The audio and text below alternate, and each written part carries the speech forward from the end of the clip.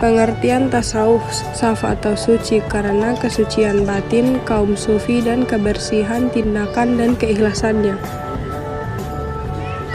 Saf atau barisan karena kaum sufi mempunyai imam kuat, jiwa bersih, ikhlas, dan senantiasa memilih barisan yang paling depan dalam salat berjamaah. Teosofi atau Yunani. Theo sama dengan Tuhan, sopo sama dengan hikmah, ilmu yang tinggi dan dalam, yang artinya hikmah atau kearifan ketuhanan. Selanjutnya Sufa atau serambi tempat duduk, yakni serambi Masjid Nabawi di Madinah yang disediakan untuk orang-orang yang belum mempunyai tempat tinggal dari kalangan muhajirin di masa Rasulullah Shallallahu Alaihi Wasallam. Mereka bisa dipanggil ahli sufa atau pemilik serambi karena di serambi masjid itulah mereka bernaung.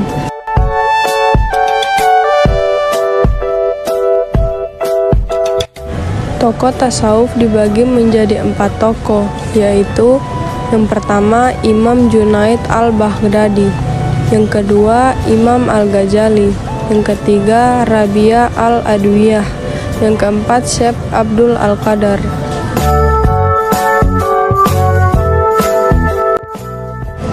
Inti ajaran tasawuf Imam Junaid al-Baghdadi.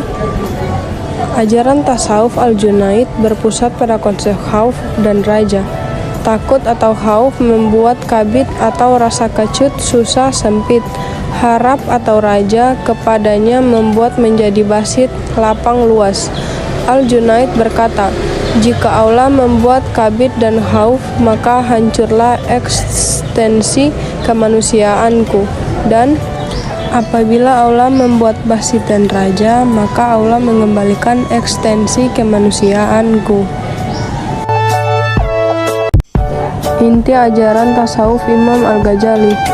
Puncak tujuan tasawuf bagi Al-Ghazali adalah al-qurb atau kedatangan dengan Allah, atau di bagian lain tulisannya al-fana bil al-kuliyat fil Allah, fana secara total di hadapan Allah.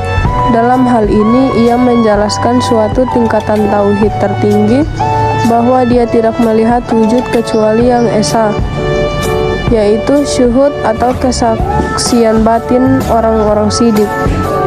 Para sufi menamakannya dengan fana dalam tauhid karena dia tidak melihat kecuali yang esa.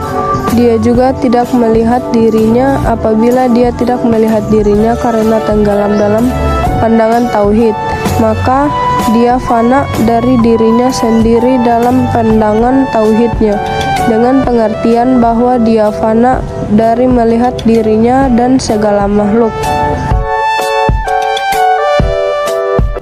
Rabi'ah al-Adawiyah. Rabi'ah al-Adawiyah memiliki corak tasawuf yang unik dan berbeda dengan para sufi pendahulunya.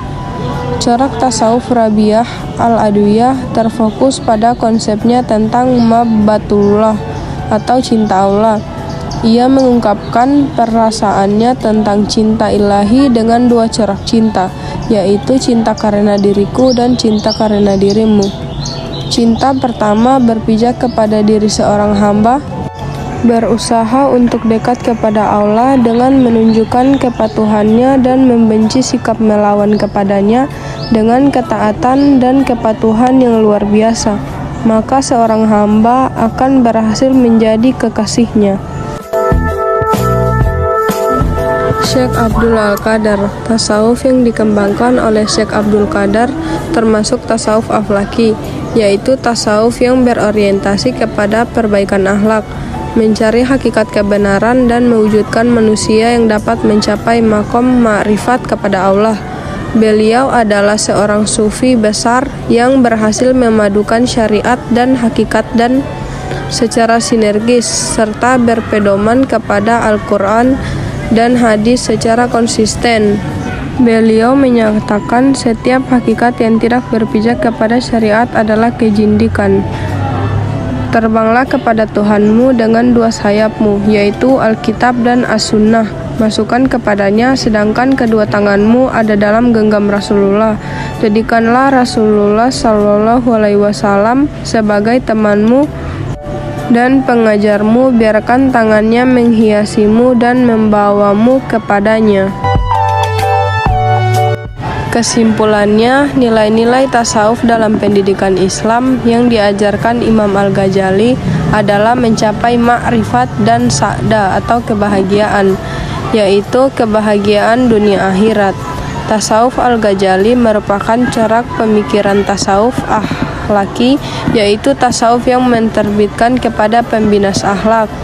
Tujuan utama pendidikan Islam adalah menanamkan makrifat kepada anak didik sehingga melahirkan karakter hamba yang mahaba kepada Allah dan peka terhadap tanggung jawab sosial.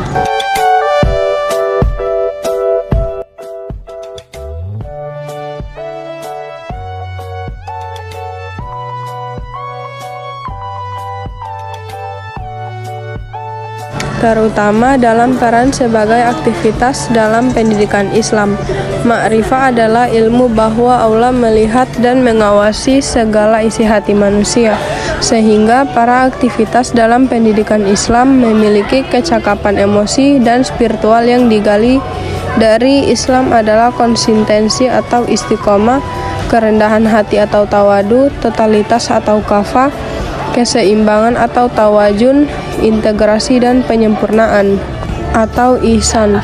Semua ini dinamakan akhlak mulia atau akhlakul karimah, dan ia pun menyadari bahwa tujuan diciptakannya manusia adalah semata-mata untuk menghambakan diri kepada Allah yang bersifat totalitas termasuk dalam praktik.